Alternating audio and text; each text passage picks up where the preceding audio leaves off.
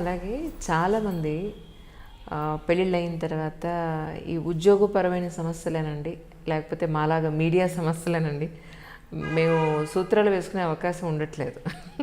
మా అమ్మ అంటుంది సూత్రాలు వేసుకోకుండా ఉద్యోగాలు ఏమిటి అంటూ ఉంటుంది. సో సూత్రాలు వేసుకోకపోవడం వల్లే వచ్చే నష్టమే ఉందమ్మా. అది మర్చిపోతున్నాం, తీసి పొరపాటున మర్చిపోయి ఎక్కడైనా ఇదైపోతే లాస్ అయిపోతే కష్టం కదా, అందుకని చల్లగా ఉండాలని బీరువాలో పెడుతున్నాం. బీరువాలోనో ఫ్రిడ్జ్లోనా?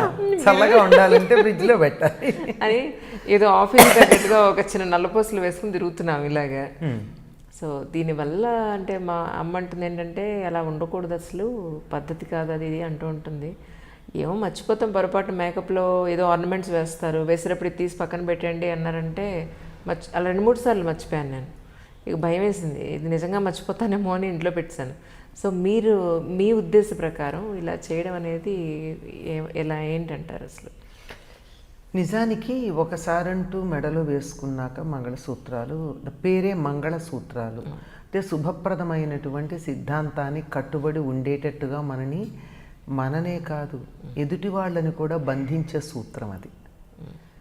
సాధారణంగా మెడలో మంగళసూత్రం ఉన్నటువంటి ఆడపిల్లల్ని ఒకప్పుడు కొంచెం మర్యాదగా చూసేవారు, వెకిలి వేషాలు వేసేవాళ్ళు కాదు.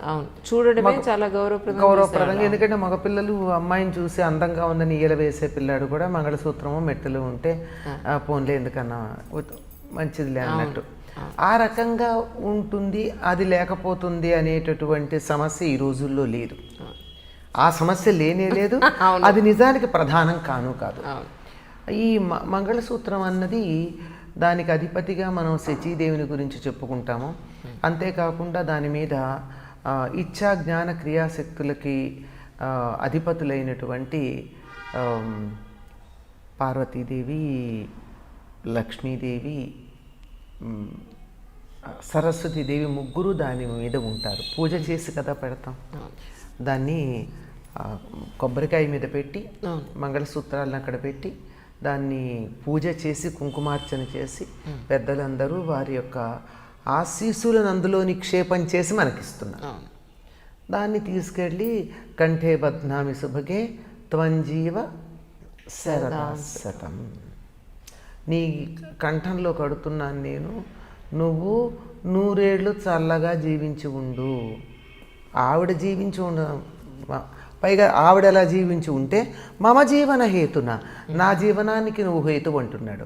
అంటే తను బతికుండడం కోసం కడుతున్నాడని చాలామంది దానికి దుర్వ్యాఖ్యానాలు చేశారు. నిజమే, నా బతుకు నువ్వు అంటున్నాడు. అవును, నా బతుకు నువ్వు ఎక్కువ కాలం బతుకు, నువ్వు 100 ఏళ్ళు బతకమని చెప్పి అని. సరే, ఇంకా లోతుగా పెడితే వేరే చాలా ఉన్నాయి అనుకోండి.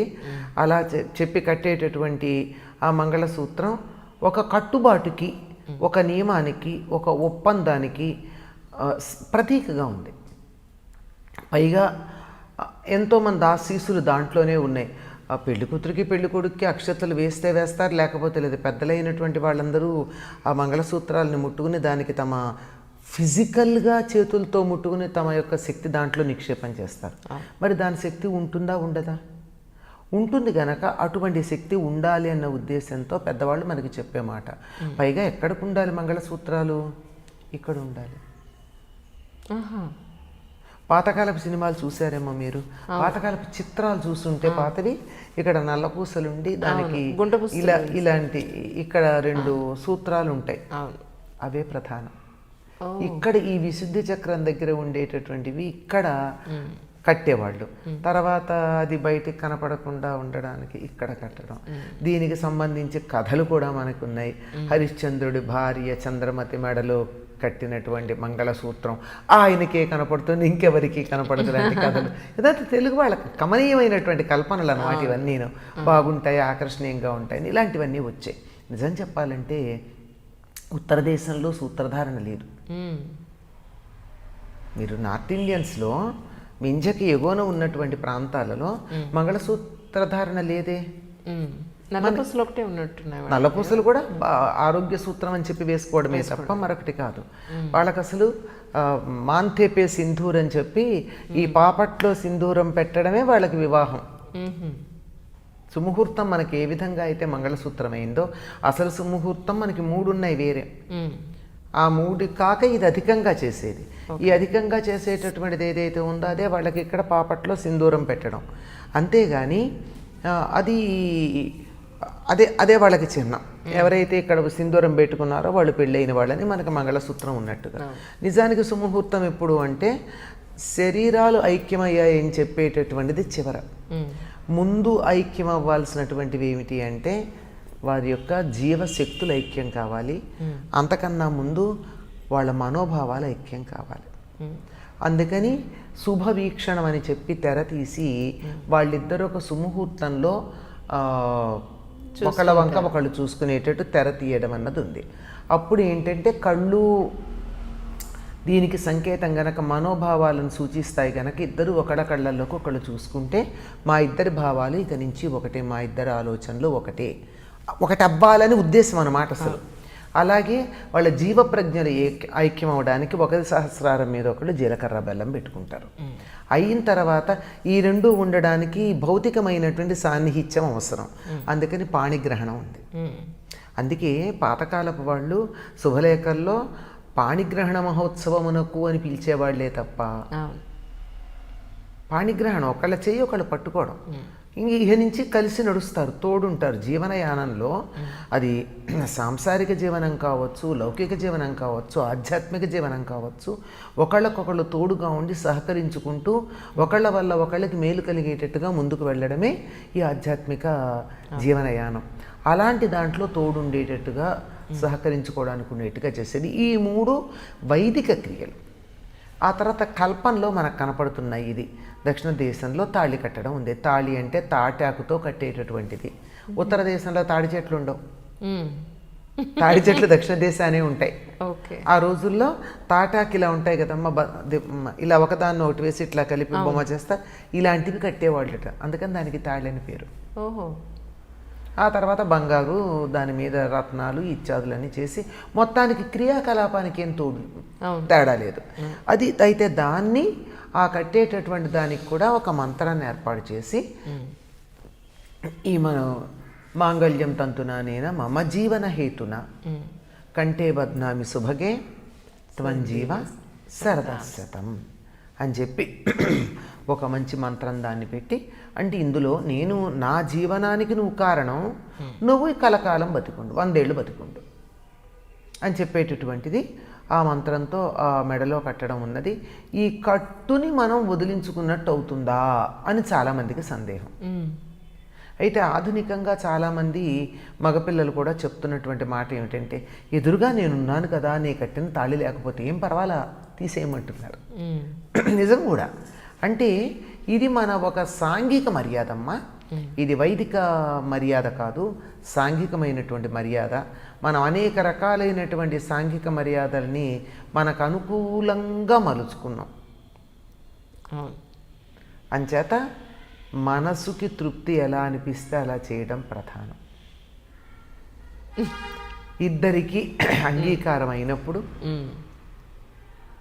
దీన్ని నేను గౌరవిస్తున్నాను కానీ తాత్కాలికంగా పక్కన పెడుతున్నాను అన్నప్పుడు యజ్ఞోపవీతం తీసి మేకుకు తగిలించేటటువంటి వాడు 3 మంది మనకు కనపడుతూనే ఉన్నారు కదా. అలాగా నడుము కట్టుకునే వాళ్ళు ఉన్నారు. కట్టుకోకూడదు, అసలు కట్టుకోకూడదు. అది కనపడితే ఏడిపిస్తారనో లేకపోతే మనల్ని వివక్షగా చూస్తున్నారనో రకరకాల కారణాలు. ఇది ఏమన్నా కానీ అది అసలు అలా నడుము కట్టుకోవడం మరీ తప్పు. తీసి కనీసం పక్కన పెడితే అపవిత్రంగా ఉండకుండా పవిత్రంగా కదా, చల్లగా ఉంటుంది, కాపరం చల్లగా ఉంటుందని ఫ్రిడ్జ్లో పెట్టాను అన్నట్టు, అది శుద్ధిగా ఉంటుందని అక్కడ పెట్టాను అన్నట్టు కనీసం. కానీ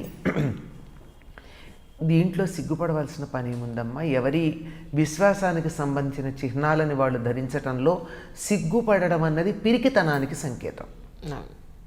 ధైర్యంగా ఉన్నవాళ్ళు నా విశ్వాసం ఇది, నేను ఇలా ఉంటాను అనేటటువంటి ధైర్యం లేదా టాటూ వేయించుకుంటారు. ఎంత అసహ్యంగా ఉంటుందమ్మా. నా ఇష్టాన్ని వేయించుకు తిరుగుతున్నాడు లేదా బోర విడుచుకుని. అలాంటప్పుడు గోరింటాకు పెట్టుకుని చాలా ధైర్యంగా వెళ్ళేవాళ్ళు లేరా? ఒక్క చెవికి లోలకు పెట్టుకు తిరిగే పిల్లలు ఎంతమంది కనపట్టాలి? 2 చెవులకైతే పర్వాలా. రెండు చెవులకి ఫ్యాషన్ కాదు కదా, ఒక్కటి. అదే అంటున్నా. మరి అలా వీటన్నింటినీ మనం ఒప్పుకున్నప్పుడు ఇది నాకు ఇష్టం, నేను ఇలా, ఇది నా ఫ్యాషన్ అనుకో. నేను ఇంకా చాలా మందికి చెప్తూ ఉంటాను ఇట్లాంటి, why don't you be a trend setter? అవును, ఒకళ్ళు ఫాలో అయ్యండి, మనం ఫాలో అవడం ఎందుకు? నువ్వే ట్రెండ్ సెట్టర్ అవ్వు. When you are number 1 in one field, నువ్వు ఏది చేస్తే అది అందరూ ఫాలో అవుతారు. So you be a trend setter, be number 1 in some field and people follow you. అంతేగాని నీకు ఇష్టమైన దాన్ని ఎవరి కోసమో పిరికితనంతో వదులుకోవాల్సినటువంటి అవసరం లేదు. ఆ కారణంగా యజ్ఞోపవీతాన్ని, మంగళసూత్రాన్ని తీసేయాల్సిన పని లేదు. అవసరానికి తీసినప్పుడు మాత్రం దానికి ఏమనడానికి వీల్లేదు. ఎందుకంటే ఇలా తీసే సందర్భాలు కొన్ని ఉన్నాయి. ఎంఆర్ఐ చేయించుకోవాల్సి వచ్చింది, మెడలో మంగళసూత్రం ఉంటే ఎంఆర్ఐ జరగదు. అవును, జరగదు కదా. సర్జరీకి వెళ్తాం, ఎక్స్రే తీయాల్సి వచ్చింది, సర్జరీ చేయాల్సి వచ్చింది. అలా తీసేటటువంటి సందర్భంలో దానికో నమస్కారం పెట్టి క్షమించ, ఎవ్వరు కూడా శాడిస్టులు లేరమ్మా మనకి. అదొక్కడు గుర్తుపెట్టుకోవాలి. మన కోసం మన శాస్త్రాలు ఉన్నాయి కనుక శాస్త్రాల కోసం మనం లేం. అందుకని దానికో నమస్కారం పెట్టి, నేను నిన్ను గౌరవిస్తున్నాను కానీ నా ఉద్యోగ ధర్మానికి పక్కన పెడుతున్నాను అని పక్కకు పెట్టి మళ్ళీ అంత గౌరవంగానే మెడలో వేసుకుంటే వచ్చే దోషం లేదు అని నేను వ్యక్తిగతంగా అనుకుంటున్నాను. కొంతమందికి ఎవరికన్నా అభిప్రాయ భేదం ఉంటే ఉండొచ్చు, కానీ వీలుంటే మాత్రం వేసుకోవడం చాలా మంచిది. తప్పకుండా అది చాలా శుభప్రదమైంది. దానివల్ల అనేక రకాలైన మేలు కలుగుతుందంటారు. అందులోనూ ఇక్కడ దాకా పెంచుకోవడం వచ్చిన తర్వాత ఏం చేశారు, పగడము, తర్వాత నల్లపూస, ముచ్చం లాంటివి వేస్తున్నారు. అలా అవి వేయడం వల్ల ఏం జరుగుతుందంటే హృదయానికి, స్త్రీలకి సంబంధించినటువంటి కొన్ని రకాలైన వినాళ గ్రంథులు హృదయ స్థానంలో స్రవించేటటువంటివి సవ్యంగా ఉంటాయి అని కొంతమంది చెప్పినటువంటి మాట. అది ఎంతవరకు శాస్త్ర ప్రమాణానికి నిలుస్తుందో కొంచెం పరిశోధనలు నిరూపించి చెప్పాలి. అంటే ఏదన్నా చెప్పారంటే దాని మీద పరిశోధన జరగడం ఉన్నా మొదలయ్యి ఉండొచ్చు. కాకపోతే కుజుడు పగడం కుజదోషాన్ని పోగొట్టేది, కుజుడికి సంబంధించింది. ఆడవాళ్లకు ఉండే చాలా వరకు కుజదోషమే. 12 ఏళ్ల నుంచి సుమారుగా 40-45 ఏళ్ల దాకా, ఇంకా టెక్నికల్ టర్మ్స్లో చెప్పాలంటే ప్యూబర్టీ నుంచి మెనోపాస్ దాకా ఆడవాళ్లకు ఉండేటటువంటి కుజదోషమే. అటువంటి దోషం పరిహరించటానికి తర్వాత ముత్యమేమో చంద్రుడికి సంకేతం గనక ఈ మెన్స్ట్రల్ పీరియడ్ అంతా చంద్రుడి మీద ఆధారపడి ఉంటుంది గనక అది కూడా సవ్యంగా సాగడానికి ఒక ముత్యం, ఒక పగడం మంగళసూత్రంతో వేసుకుంటారు. అది కారణం వేయడానికి. కనుక అలా వేసుకున్నది మెడలో ధరించినందువల్ల ఆరోగ్యం చాలా బాగుంటుందని చెప్తారు. అందువల్ల వేసుకోవడం ఎక్కువ ఉపయోగం ఉంది. కానీ కొన్ని సందర్భాల్లో అది ప్రత్యేకమైనటువంటి సందర్భాలలో దాని పట్ల గౌరవంతో తీసి పక్కన పెట్టినందువల్ల పెద్ద హాని ఉంటుందని నేను అనుకోవటం లేదు. అది వ్యక్తిగత అభిప్రాయం నాది. హలో.